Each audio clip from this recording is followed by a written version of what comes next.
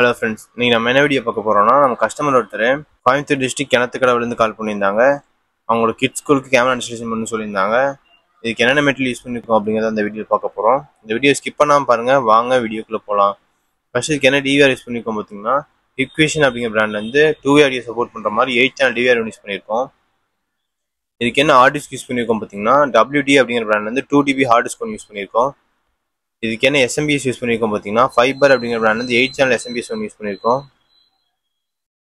இதுக்கு என்ன camera use பண்ணியிருக்கோம் பார்த்தீங்கன்னா, ஹிக்விஷன் அப்படிங்கிற பிராண்ட் வந்து 2MP full colour camera use பண்ணியிருக்கோம். இது இன்பில்ட் மைக்கோட வந்துடும், நைட் டைம் ஃபுல் கலரில் இருக்கும்.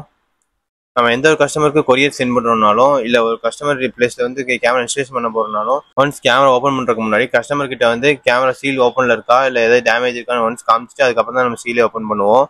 ஃபைபர்லேருந்து 4G ரவுட்டர் ஒன்று யூஸ் பண்ணியிருக்கோம்.